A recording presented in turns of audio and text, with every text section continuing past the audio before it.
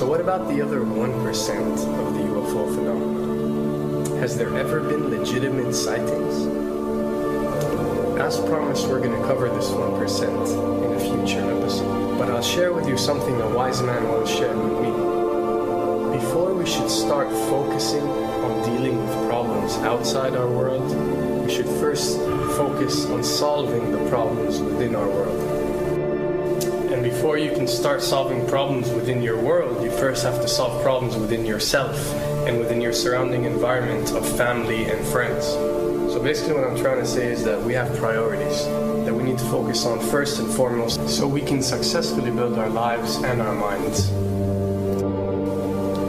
Now, it's no secret that the difference between what the government knows about UFOs and aliens and what is shared or released to the public is extremely enormous. And unfortunately, governments and several organizations on Earth are taking advantage of the UFO phenomenon to achieve worldly agendas. So why do we see particle beams, huge ones, firing at things that are, you were saying 200,000 Gs? Yep. I mean, go over that. Well, because I think it's part of a test for if there are bad guys out there. Or maybe they're doing preparations for factions. We may be looking at more than one faction. Remember, these groups tend to fragment. They fractally fragment so that you have wars within wars within wars.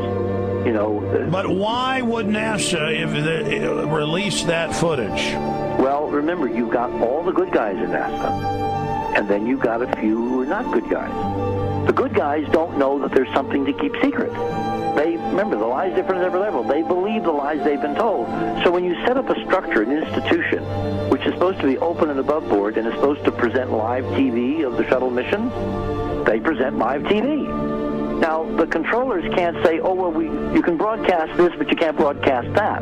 Because the honest guys will then say, sure. Well, why can't we broadcast that? So people always say if this was happening, it would come out, and it is coming out. Well, I mean, I agree with you. When you've got the Catholic Church saying we need to love the aliens, they're our brothers, when you've got every major denomination saying it, when you've got all the movies, and you've got, in the 80s, huge programs at the Olympics with aliens landing, fake aliens, and you've got huge things the size of 3 football fields floating over Dallas and stuff all over the place. Something's going on. And then I read government documents about fake extraterrestrial landings. Any of this. Why? I mean, you believe it's fake. Remember Operation Northwoods? Yes. Okay. Or we can go to the, September 11th. Governments do huge, big things to sway populations at key nodal points in history. They love hoaxes. Yeah, well, it's manufacture history is what it is. We are building, all my UFO friends, I need to shake them because they're so, frankly, they're extremely naive, Alex. They really believe we're building toward disclosure.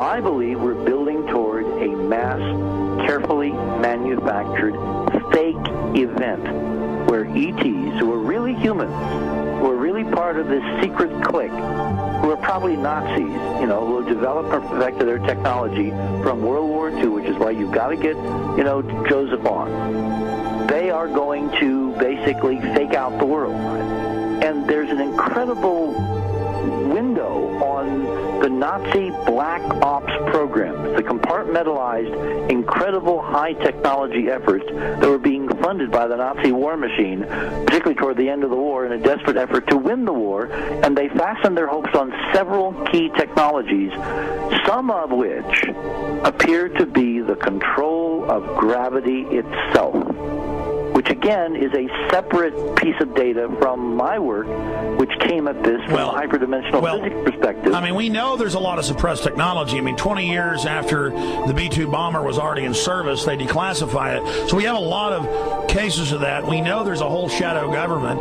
This is technology in physics, Alex, that would make anything you think you know like a candle flame compared to a hydrogen bomb. This is a physics that literally allows you to rearrange time.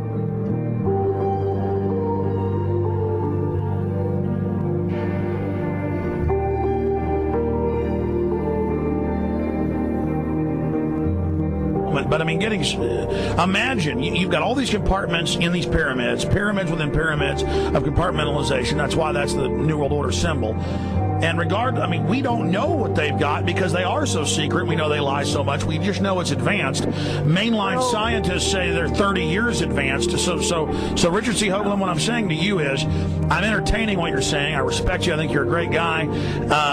My only issue is, like you said, dealing with what we know they could be up to. The fact, Alex, we have done experiments. We have our own data. We have experiments now from the Soviet Union. 30, 40 years when the Iron Curtain came down, when Glasnost finally prevailed, a huge amount of stuff was declassified from the KGB as well. And we now have put this data together. We not only know what the physics is, we know what it can do, we know what it's based on, we know how to make it work. We've seen in our own experiments ample evidence. We've seen experiments across the American landscape and even in Europe that vindicate various parts of this.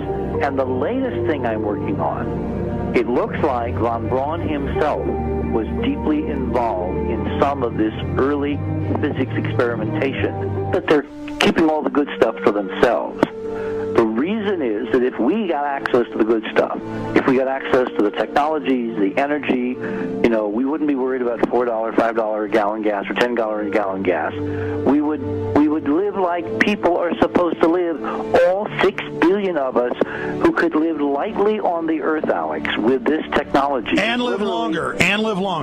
Absolutely, and better, and you could live to 200-300 and have the virility of your 20s and 30s. There's extraordinary medical breakthroughs, there's extraordinary physics breakthroughs, technology breakthroughs, energy. It's all been kept away.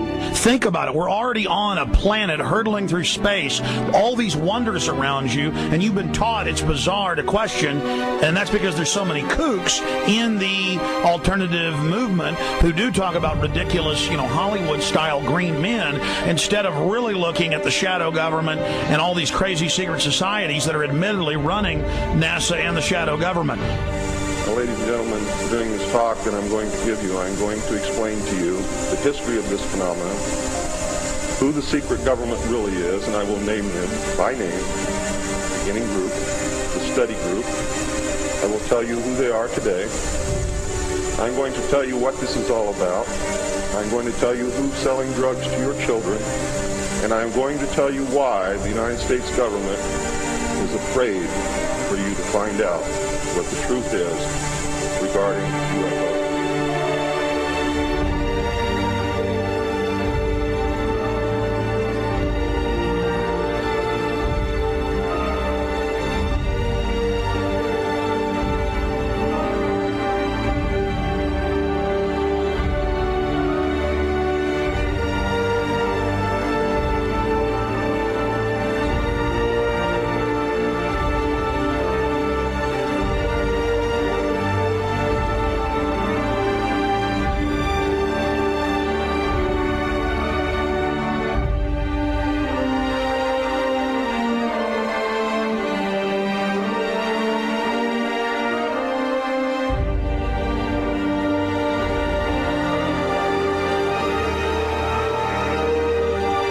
And it turns out that even though she remembered that she'd been part of the team to debrief the astronauts, she couldn't remember a thing that they said.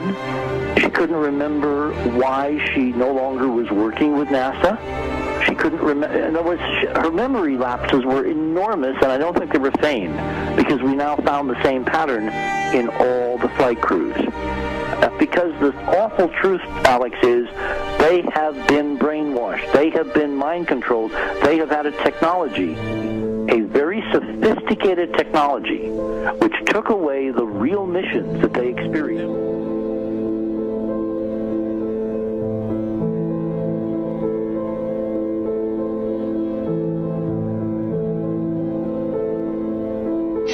Sorry.